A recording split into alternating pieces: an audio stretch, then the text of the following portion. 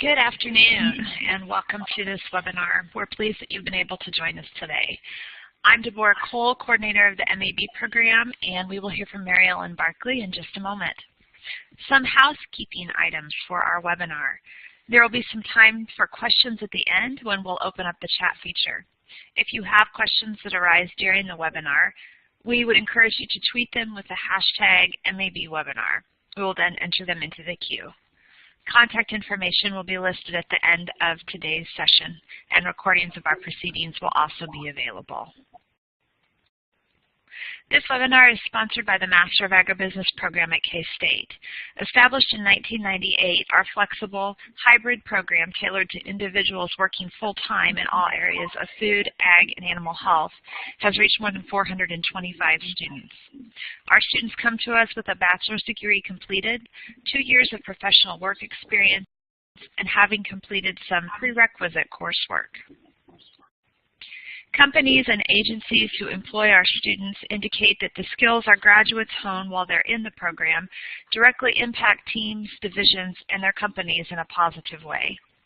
We work from employees with most of the companies in food, ag, and animal health that will be at the career fair later on this month.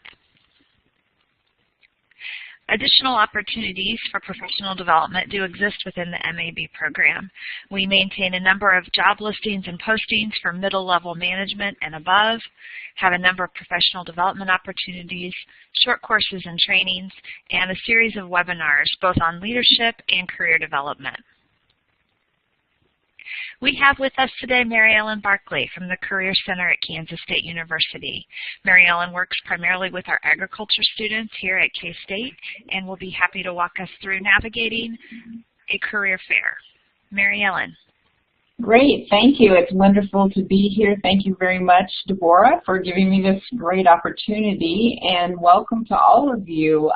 If you are here on our K-State campus and have not been to the Career Center, we are located in the Burney Family Welcome Center, where we've been for the past year. We're on the north end of the Welcome Center, across from the parking garage on 17th Street. It's nearest the Hearns Field House, and the whole structure is north of the Alumni Center. So if you do need to come in and have an appointment with me or come in for a drop-in resume critique, that would be the place that you would come. And today what we're going to focus on is really getting ready for the All-University Career Fair, which is going to be happening on our campus in a couple of weeks, September 19th, 20th, and 21st, and talk about how you can prepare successfully for that, as well as develop a resume that will help you find opportunities.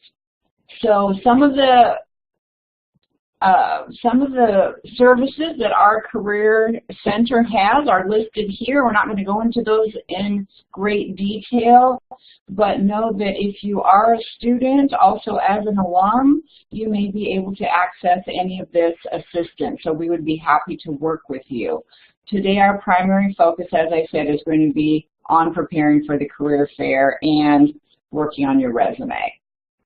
So we do have a new online system that's called Handshake, and that system allows you to schedule appointments as well as look for job and internship opportunities. In addition to that, it allows you to see who's coming to our All-University Career Fair. So as a student, you would log into this system. Initially, you would want to probably complete your profile and fill that out, but we're not going to spend a great deal of time talking about that today. The system does optimize based on analytics, so the more you complete your profile and your career interests, the better it will work for you. But what we're going to look at today is how to find who's coming to the All-University Career Fair. So you'll go to the Find Career Fairs section under Events, and from there you'll see the icon for the All-University Career Fair. When you get to that, you would like to go down to the View All Employers tab. So again, this is a 3-day event. So we have, I found out today in our staff meeting, well over 300 employers that are going to be participating in this event. So when you click View All Employers, you're going to get a very large grouping. So what you will need to do is there is kind of a central drop-down menu past the job types and employment types that says Career Fair Sessions. So if you go to the Career Fair session, essentially what that is doing is telling you the day that the company will be coming. There will be some companies coming day 1, Tuesday, some on the second day, which is Wednesday, and some on the third day. The majority of the agriculture firms will be on Tuesday. However, there will be some on Wednesday and Thursday as well. So it's really important for you to go to this Career Fair sessions and look and filter by each individual day. That's probably the best way to find out who's coming, and then you can go and look on the individual companies and see what they're looking for. You can also sort by major. I would recommend that you, though, first look at all the organizations that are coming for a particular day, because some companies have not indicated the specific majors. Maybe they weren't aware of what they had in mind at the time that they registered. And if you search solely by major and a company has not listed a major, they may still be very interested in looking at someone with your academic background, but it's just not going to come up in a search. So be sure that you do look for each of the Career Fair sessions. There's also down under labels, if you look at that, you can see which organizations will be coming and attending the next day interviews. So it's important to remember that a number of firms will be conducting interviews the day following the Career Fair, and typically those will take place in the K-State Student Union. They will, or a few of them may be at the K-State Career Center. So once you kind of identify the companies that will be attending the fair, you're going to start building your strategy. There are some things that you really want to do. You want to spend some time. Once you've identified the companies, you want to be able to spend some research time learning about the company specifically and what's important to them. Learn about their culture. Look up the types of jobs that they have available. And once you kind of get a sense of that, start making some notes to yourself, and you want to be able to develop what's sometimes called a 30-second introduction. So the whole point of the 30-second introduction is to give you something to say when you approach an employer at their booth at the career fair. And so this is something that ideally will be a conversation, not necessarily that you're going to spew 30 seconds all at one time straight at them. So we'll talk about the components of that and how you can do that successfully here. So you probably want to start with things like your major, what type of position you're looking for, a summary of some of the skills and experiences that you've had. Let them know that you've done some of your homework. That's really important, and that helps you to stand out as a candidate. And then you need to be able to effectively wrap things up at the end. So let's take a look at what that might look like in practice. So you're going to start out, introduce yourself with your name and your major. Tell them what year you are and when you're going to be graduating. And then this is probably a time when you can let them know that maybe you've done some advanced research.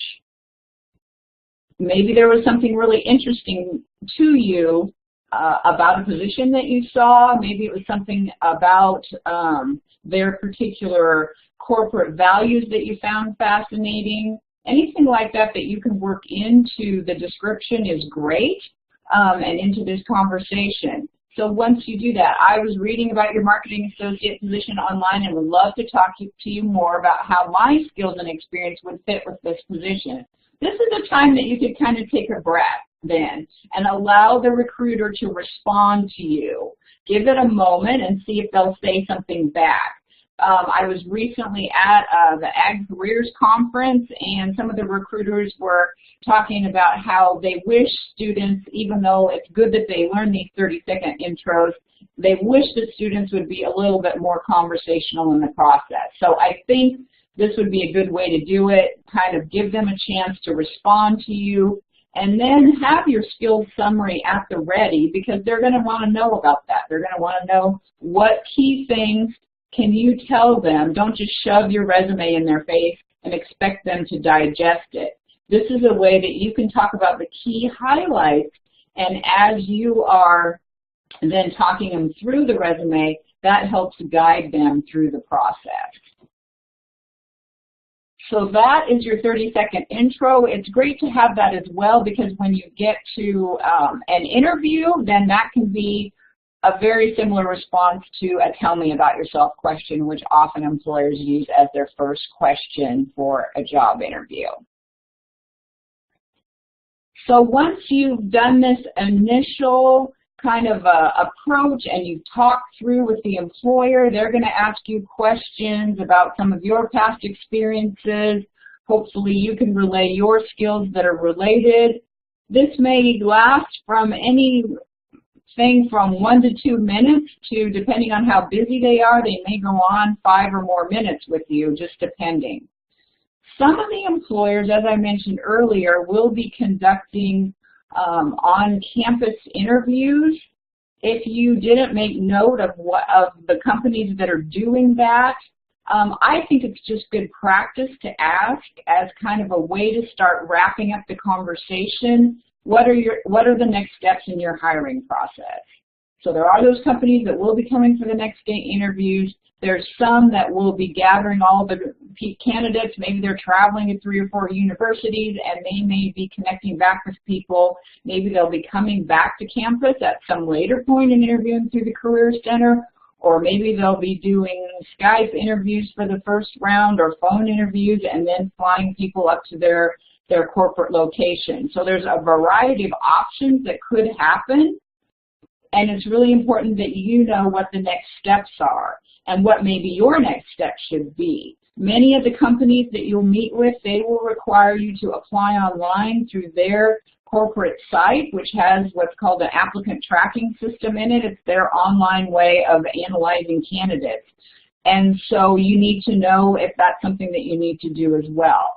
I would really recommend that you bring some kind of a notebook or a portfolio where you've got your list, you've got your resumes there with you that you can hand out, but then you also have something that you can take notes in some way so that after you've left an employer, before you go on to the next one, you can write down a few of the things, because typically after you've talked to 3 or 4 people, it can be a little bit hard to remember whose timeline is what, and it's important to know.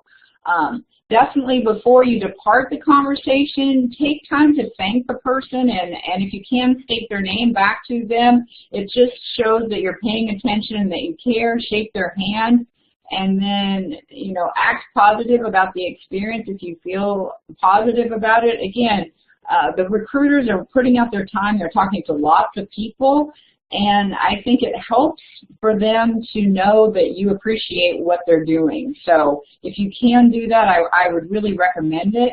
And then I would also, when you get a business card from a recruiter, if you follow up with a thank you email, that also goes a long way. You're not always going to get that because some companies, their policy is not to give those out. So, you know, that may not be a possibility.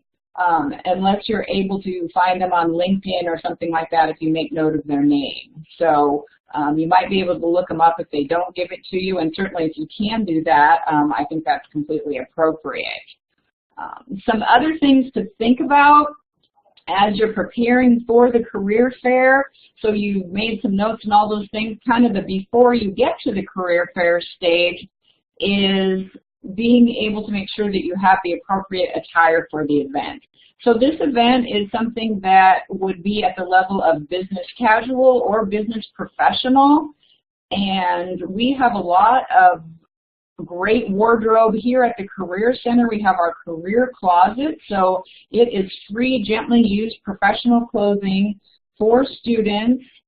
And you can drop by the Career Center Monday through Friday, 8 to 5, and if you find items that meet your needs, then you're welcome to take them. And we're really pleased that we've had so many alumni and faculty staff and our employer partners have donated to this effort. And so if you haven't had a chance to check that out, I would encourage you to do that. And while we're kind of talking about image, we also have the possibility for you to get a pre-printed name tag here at the Career Center. And so if you come by Monday through Friday, 8 to 5, it's kind of while supplies last. We have a certain amount. I would recommend if you do it this week or into early next week, we'll probably still have enough. But this is also, it just makes you stand out a little bit better. We will have name tags out there at the career fair. They will be the type that you just write your name on them and stick them on your clothes. So if you want something that looks a little bit more professional, I would definitely recommend coming by to pick that up. Other things that you'll want to do to be prepared, bring your ID with you. That will help you to scan in quickly and not have to spend time filling out other forms. Other strategies really are making sure that you've taken time to plan out who you want to talk to. So earlier we talked about who's coming to the fair. You can really invest your time now in these several weeks to think about, okay, I know I want to talk to these particular organizations and start learning about them. You know, maybe even thinking about who are you going to go talk to first. I think if you have maybe a dream company that you think, oh my gosh, I really want to go work for them, maybe do a couple of warm-ups before you go to the one that you're super, super excited about. Just give yourself a chance to break into the event and become comfortable. But things that will help you as well, I believe after September 11th, the K-State mobile app that you can download from the App Store, it has a Career Center icon on it. And in that is a career fair section. And after September 11th, it should have our floor plan available, so you can even start as early as that, looking at who's located where in the Bramlage Coliseum, and that'll help you also maximize your time. I think it's really great if you can do some of that advanced planning and strategizing, because it's a huge event and there'll be several hundred employers each day. There's going to be thousands of students, and that way if you think, okay, I know kind of where these people are located over here, that you don't get quite so overwhelmed when you get there. Certainly, if you feel like you need a moment when you're there at the career fair, I think it's also a great strategy. I've seen lots of students do this, just to go sit in the stands in Bramlage and kind of sit there for a little while and map out their strategy. So that can also be a really effective way to kind of figure out where you're going to be on the day. And certainly, if you have questions at the career fair, the Career Center staff will be there, and we'll have our booth right kind of front during the main entrance there, so we'll be able to answer any questions that you might have about where someone might be located or anything that you might have questions about. So please don't hesitate to ask us about that as we go. So I'm going to move now from the actual career fair. Certainly if you have any questions after this, you can certainly ask them. But we're going to talk about how to prepare a resume that's going to help you to be most effective in your career search. So initially, the resume, employers are going to look at this and they're going to give you about 15 to 30 seconds. So you want to make sure that your document on a first glance, just even overall font size, spacing, organization, before a reader even dives into the content, they're already making a judgment just straight away. So you want to make sure it's easy to read and not too challenging for folks. I think you have to remember that they're looking at hundreds and hundreds of resumes throughout a career fair or just a general recruiting process. So the more that you can make it appealing for them, the better. And we'll talk about ways that you can do that. So starting out at the beginning, a lot of people are with their heading, boiling most of their contact information down to one line going across the page, especially as they become more advanced students with more experience. I think it is something that you don't need to take up a lot of vertical space with your full contact information. Some people are also opting to not include their actual mailing address, but maybe instead just the city and state, and that is perfectly acceptable. Really, you're up to you. Either way is completely fine. Objective statements used to be very common on resumes, and I would say at this point, 90% of the time, they're really unnecessary. So I would say if there's anything that could be cut, that would probably be it. It really needs to only be there if it's adding something of value that the employer can't figure out from any other mechanism. So sometimes it can be helpful for career fairs if maybe you are an ag-biz student and you know that you want to go into grain merchandising. Maybe you have two areas. You're interested in grain merchandising and ag lending. If you have two separate resumes that have that as the objective, then that's fine. You could also probably just tell employers that. So, and they could write it on there. But if you do have an objective, it needs to be very specific. Anything that's vague is really just a waste of your valuable space there at the top of your document. Other people, maybe more typically people that have a little bit more experience, maybe people who have already graduated with their undergraduate degree and are out in the workforce, or maybe at the graduate student level. Some people as undergraduates can pull this off writing a summary statement. And so to do that, you're thinking about the job title of something that you really want to go into, whether it be a market analyst, maybe future market analyst, maybe it's a communications coordinator, whatever that might be. And then you want to add in some supporting details. What else beyond the title? This is kind of like what you would put if you're doing your LinkedIn profile. This is a similar idea to that. So don't just fill it up with a bunch of meaningless adjectives, though. So you got to be careful about that. It's nice to have some quantifiable time of skills that you've gained is helpful if you can, and that's why I think frequently this is done by a little bit more experienced candidates. But I did want to bring that up as an option for some of you to add in a summary, and that would probably replace the objective.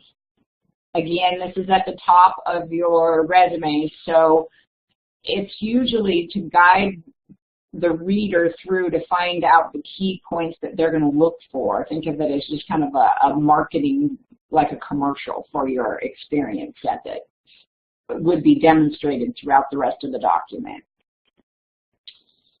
So certainly then, as you're still a student, you definitely want to be able to include your education. So that's going to be up there at the top, even if you have a summary or an objective, that would be first, but then your education section should be the next segment there. So I've listed a variety of ways depending on your degree that you might have. Just be sure you're listing your degree appropriately. There is a little bit of a difference between Ag Econ and Ag Biz and how those are listed correctly. Your dates, I think typically on resumes, it's a lot easier to read them if the dates are out to the right-hand side, so try to do that as much as possible. You can list your future graduation date. You don't need to put a range of dates that you attended. Other things that you might consider, obviously, are a variety of categories, and how you're going to organize those really is going to depend on your audience and the types of positions that you're applying for.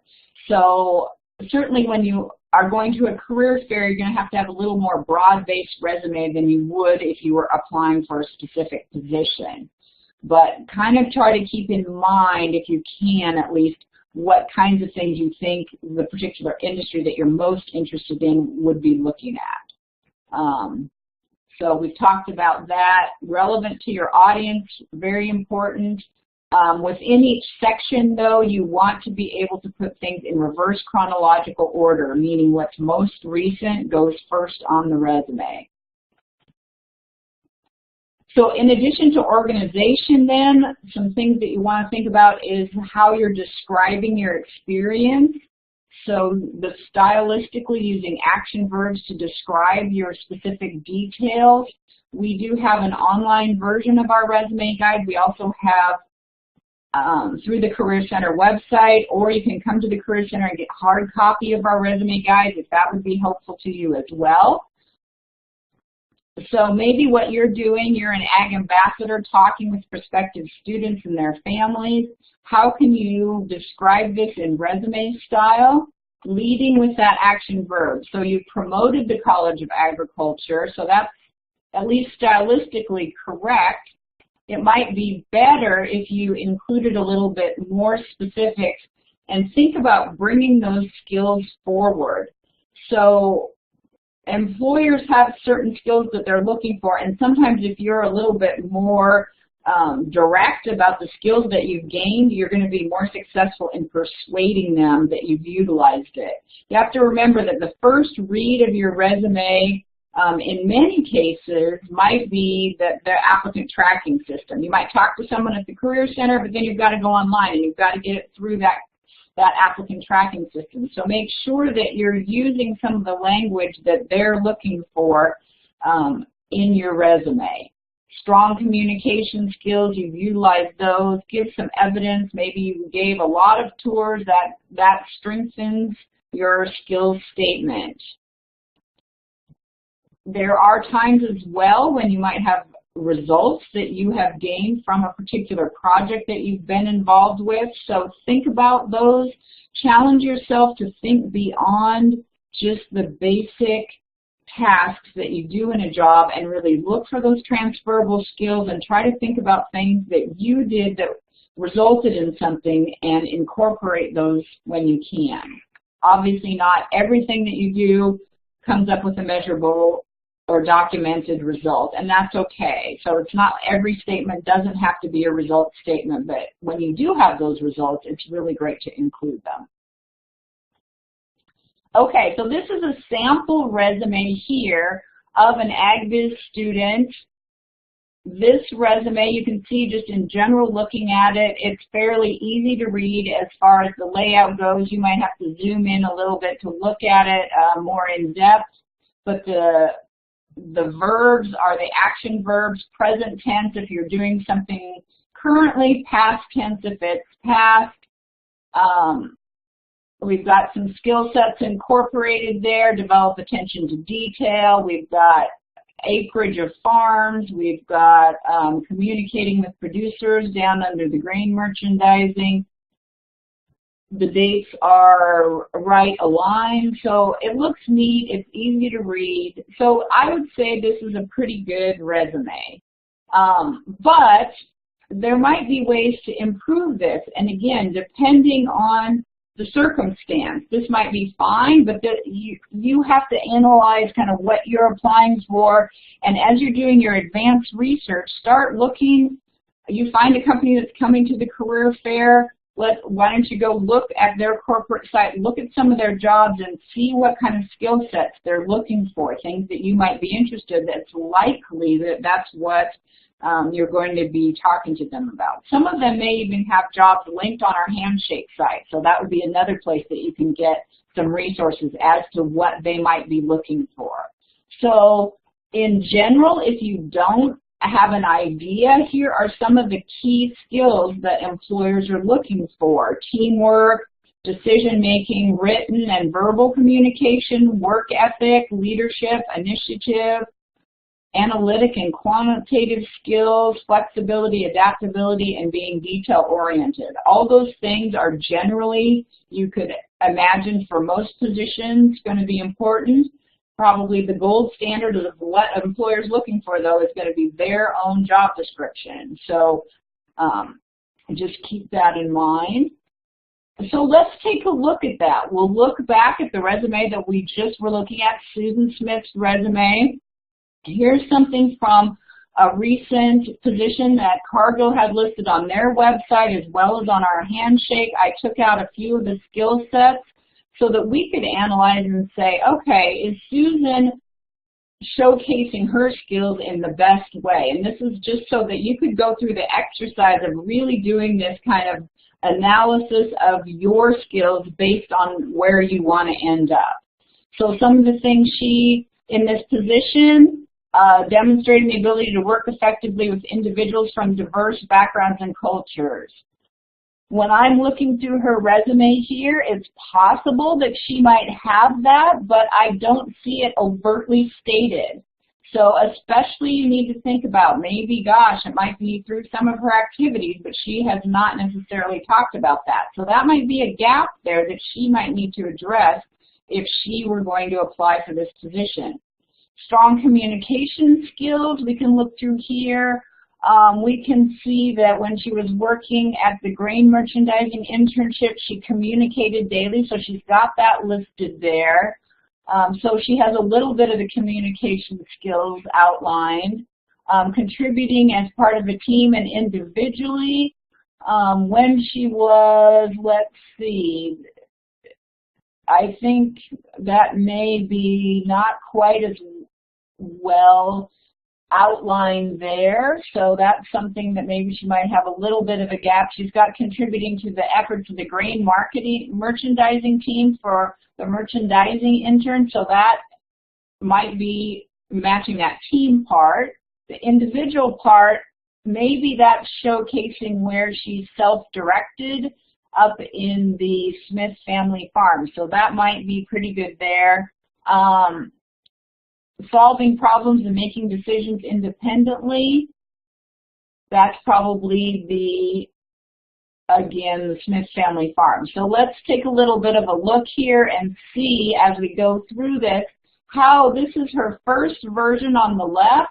On the right, same stuff, but maybe reorganized a little bit. Maybe she felt like she wanted to work harder to demonstrate her ability to communicate and interact with diverse groups. So she pulled that Ag Ambassador position out from the activities and put it in her experience. And that's fine. I mean, as long as you don't say work experience, you could call it related experience, relevant experience, just plain old experience. And then she went on to describe how she had communicated with diverse groups of prospective students and their families, giving evidence of where she was doing that. Some of it was also just reorganizing a little bit. So you notice the grain merchandising intern, those bullets are more or less the same bullets, but they're reorganized in the version on the right. So pulling that communication piece up to the top, depending on how you want to do it. And then we've got the team effort as well there. The farm worker, you'll notice that in that particular description, that was maybe dropping off some of the things that weren't as critical, like operating and maintaining equipment. For this position, maybe you don't need to always say every single thing that you did. And then with the clerk position, I think there is the interacting with the clients daily. I think that remains more or less the same. But just a slight tweaking can really change the perspective. You have to remember that, you know, as the person is reading, they're probably going to make up their mind whether they want to interview you or not, or at least keep reading by the middle of the page. So the more that you can bring the things that they really care about up towards the top, the better they're going to be. References are things that you probably will not need to take to the All-University Career Fair. They do not need to be on your resume. They should be a completely separate document, but you will probably be asked to present references perhaps at the time of an interview for that. So that's something that you would want to do at that time. References, you would like to have 3. Be sure you ask people ahead of time and provide their full contact information. And that is all I have about preparing for the career fair and resumes. And if there are any questions, I'd be happy to answer them at this time.